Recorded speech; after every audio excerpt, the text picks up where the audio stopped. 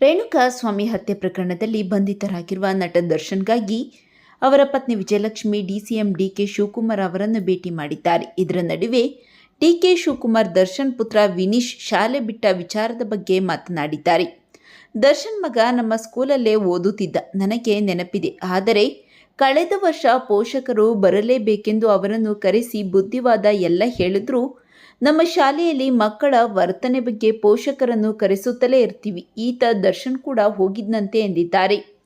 ಇದಾದ ಬಳಿಕ ದರ್ಶನ್ ಪುತ್ರನನ್ನು ಬೇರೊಂದು ಶಾಲೆಗೆ ಸೇರಿಸಲಾಯಿತಂತೆ. ಯಾವುದೋ ದೂರದ ಇಂಟರ್ನ್ಯಾಷನಲ್ ಸ್ಕೂಲ್ಗೆ ಸೇರಿಸಿದ್ದಾರಂತೆ ಎಂದು ಡಿಕೆಶಿ ಹೇಳಿದ್ದಾರೆ. ಈಗ ಪಾಪ ಆ ಮಗು ಶಾಲೆಗೆ ಸೇರಲು ಏನಾದರೂ ಸಹಾಯ ಮಾಡಬೇಕು ಅಂದರೆ ಪ್ರಿನ್ಸಿಪಲ್ಗೆ ಮಾತನಾಡ್ತೀನಿ, ಏನಾದರೂ ಮಾಡೋಣ ಎಂದಿದ್ದಾರೆ.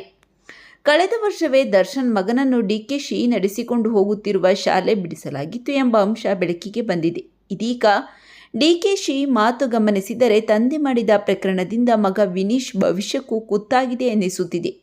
ದರ್ಶನ್ ಜೈಲು ಸೇರುತ್ತಿದ್ದಂತೆ ಇಂಟರ್ನ್ಯಾಷನಲ್ ಶಾಲೆ ವಿನೀಶ್ನನ್ನು ಶಾಲೆಯಿಂದ ತೆಗೆದುಹಾಕಿದ್ದಾರೆ ಎನ್ನುವ ಸುದ್ದಿ ಸೋಷಿಯಲ್ ಮೀಡಿಯಾದಲ್ಲಿ ಹರಿದಾಡುತ್ತಿದೆ. ಆದರೆ ಇದು ಎಷ್ಟು ಸರಿ ಎಷ್ಟು ಸುಳ್ಳು ಅಂತ ಕುಟುಂಬದವರೇ ಸ್ಪಷ್ಟಪಡಿಸಬೇಕು. ಆದರೆ ದರ್ಶನ್ ಮಾಡಿದ ತಪ್ಪಿಗೆ ಮಗನಿಗೆ ಶಿಕ್ಷೆ ಕೊಡುವುದು ನ್ಯಾಯವಲ್ಲ ಎಂಬುದು ನಮ್ಮ ಅಭಿಪ್ರಾಯ. ಈ ಬಗ್ಗೆ ನಿಮ್ಮ ಅನಿಸಿಕೆಗಳನ್ನು ತಪ್ಪದೇ ಕಾಮೆಂಟ್ ಮಾಡಿ ತಿಳಿಸಿ.